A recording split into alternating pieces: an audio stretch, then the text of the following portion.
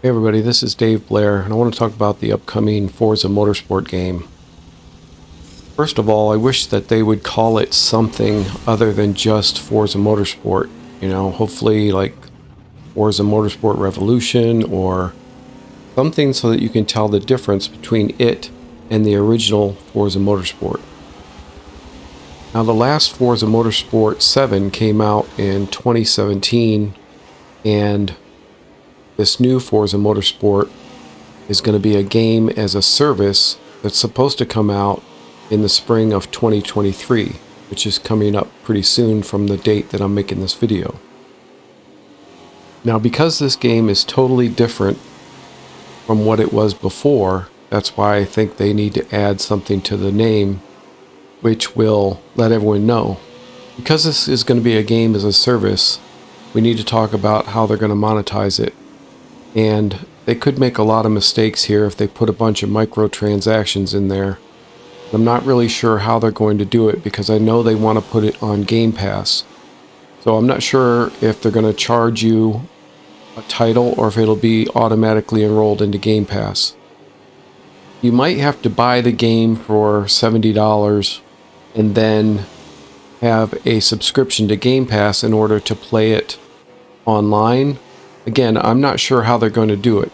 Or they'll just roll the whole game into Game Pass and sell you tracks and cars, maybe by, racing divisions that you might want to get into. Obviously, we saw some GT3 cars in their trailer, so I would say that they'd have a GT3 class that might come with a certain number of cars and tracks.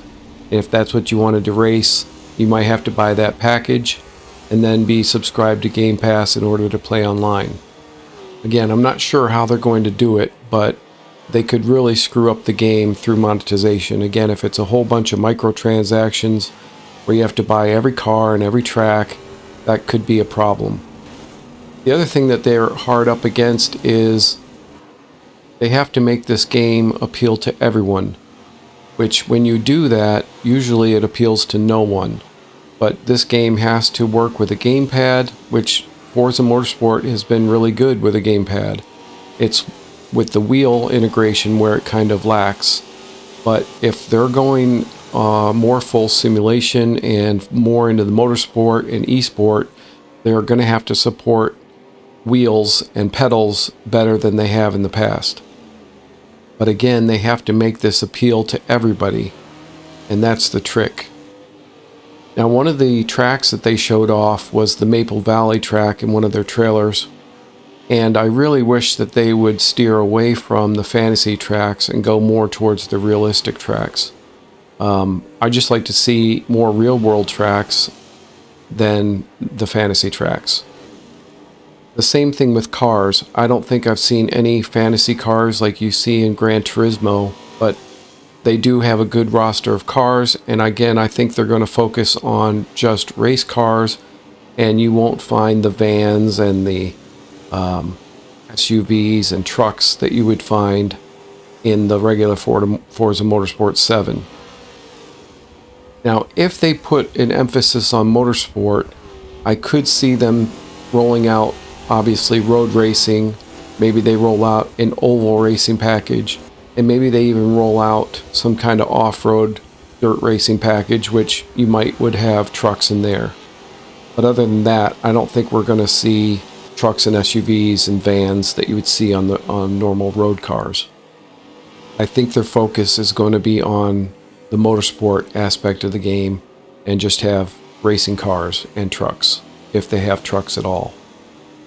Now, I believe they're going to have a single-player campaign, but it'll probably be small and stripped back. One of my gripes with the single-player campaign in the past is they only really reward you for coming in first. And that's not my issue. I don't mind coming in first. The problem is they don't give you enough laps to do it.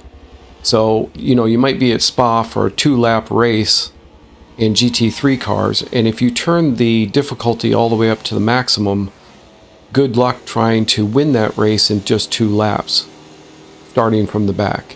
It's just very difficult, and you just don't have enough time. Not to say that you couldn't do it in 4 laps, but the problem is they always make it too short because they're worried about losing people's attention span, I guess. I don't understand why they do it. The same thing with their online multiplayer racing in the past, where it's just race after race after race, but it's so few laps that if you're starting last or you get tangled up in some other traffic and get set back, there's no way you're going to win. There's just not enough time to work your way back up, even if you are the fastest person on the track. I'd also like to talk about the graphics. Okay, I think, if any of you guys have seen the Unreal Engine 5 graphics that are coming out and the photogrammetry and all that stuff, I think we all can agree that we're there on graphics. That is not the area that we need to be pushing. I think the graphics are really, really good, and they don't need to be concentrating on pushing the graphics to another level. What they should be concentrating on is improving the physics. And again, we want a simulation. That's where they're going to be focusing with this title, hopefully.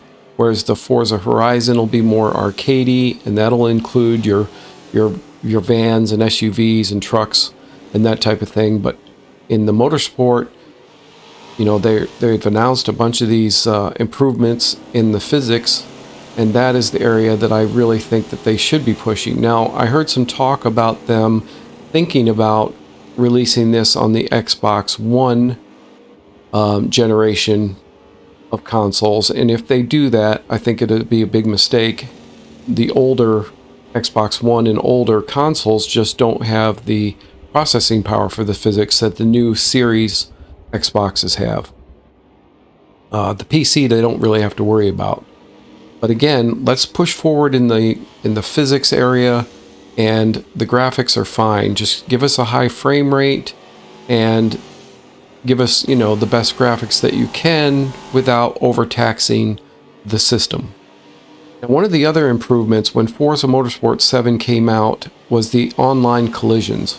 Even the racing against the AI, the collisions sometimes, but you didn't really get hit by AI too often. But online, if somebody were to hit you, even just a little bit, it would fling your car all the way across the track. It was ridiculous. But they did roll out an improvement, and it's almost like it's hard to budge a car off the track now. It has real gravity to it.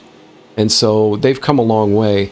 I think, some of the better ones are Automobilista 2. You can bump doors in that one.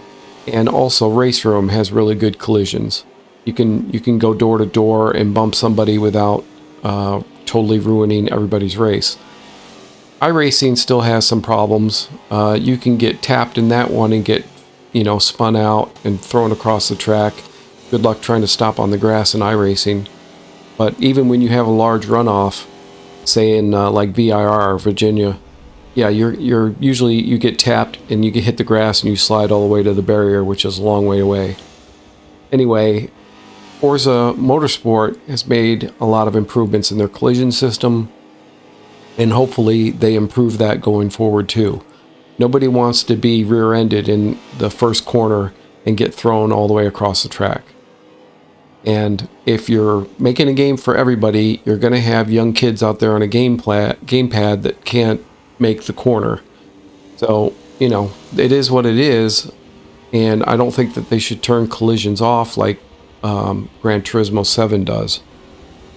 Also, speaking of Gran Turismo 7, I really think it was a big mistake for Forza to give that game a whole year without any competition. I just don't understand. It seemed like this Forza Motorsport was ready a while ago. But it is what it is. Gran Turismo 7 came out in 2022 in the spring, and Forza Motorsport is set to come out in the spring of 2023. Again, I think they should have been out in full competition with that one, seeing how Gran Turismo 7 had a rocky start. A couple other areas that I really feel like Forza Motorsport could improve is the rules and the flags. Now, iRacing has really good flags and rule systems that let you know, especially in oval racing, when you get a yellow flag and the pace car comes out and things like that. They really need to implement the rules and flags into this new system. And again, if you have somebody out there that's a problem, that is ramming people and stuff like that, there needs to be consequences. And again, if this is a games as a service, there should be some kind of monitoring person. Now, this is another reason why I get upset with Forza Motorsport or even Forza Horizon, is their leaderboards. There's a lot of cheating that goes on. There's hacks that people, just ruin the leaderboards and the set unrealistic times.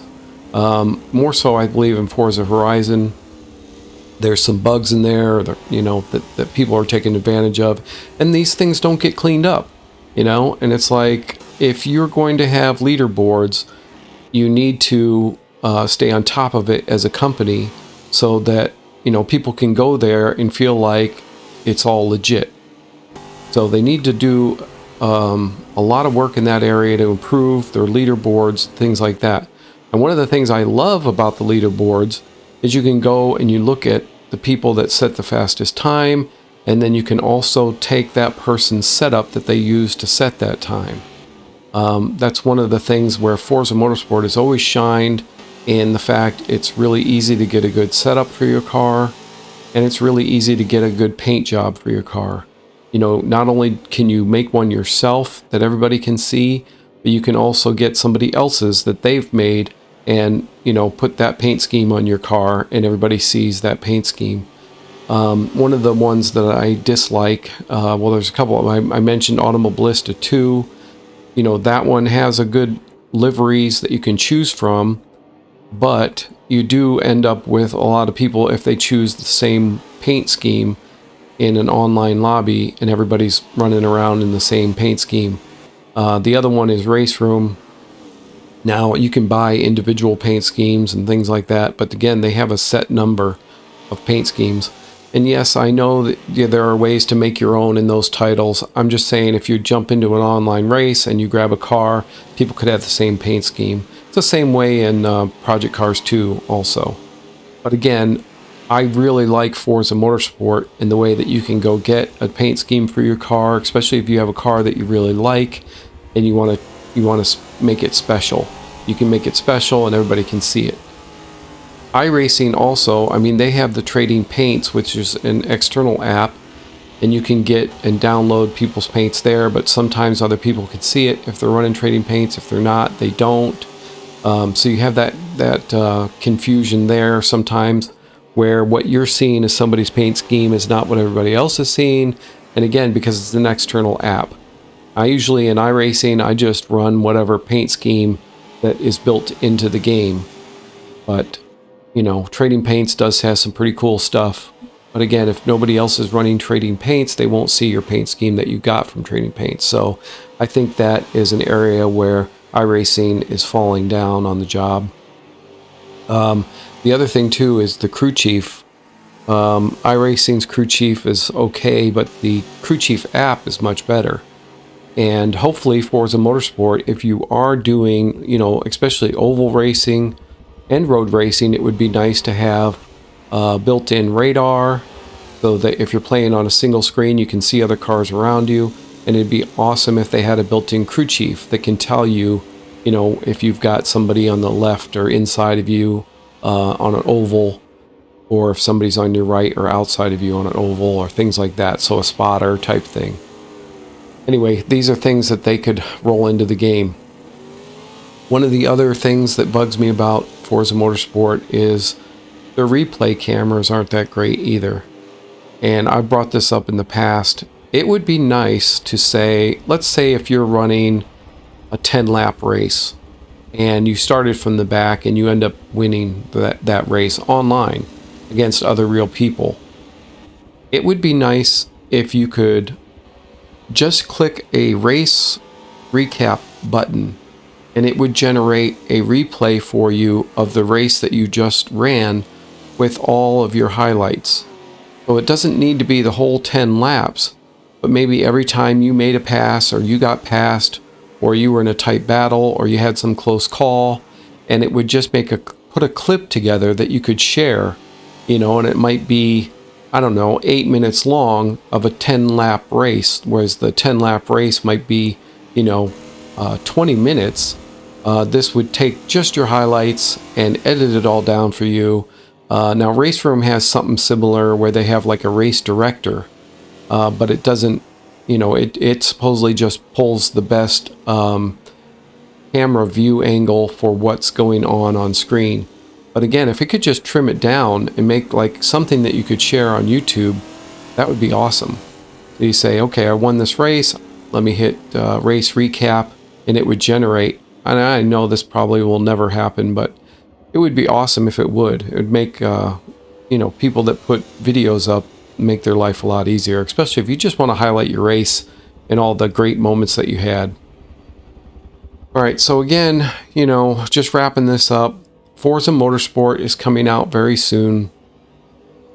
It's Microsoft, it's Xbox, it's Turn 10, and they're trying to make a game that pleases everybody, but at the end of the day, it'll probably come out and not please anybody. And that's just the problem when you try to make something for everybody. And again, it's not for what one group in particular wants from their game. But if they can figure it out, if they can put together a good package and don't over monetize it, but have it look as good as it can, have it the physics as good as they can be, if they try to put in as many real tracks as accurately as they can, if they put in good car racing divisions, if they put in good racing structures and seasons and racing divisions, a good single player campaign, perfect online multiplayer where the collisions are controlled, they have the right rules and flags and systems to put everybody into where they're supposed to be and make the racing as good as it can be and make the races long enough. Don't worry about people getting bored. We're here to race, but give us a chance if we start from the back. Give us enough laps if we're the fastest person that we can win that race. Then they might have a winner on their hands. Alright guys, thanks for watching and let me share my thoughts on this upcoming game that's coming out real soon. And I'll see you on the track.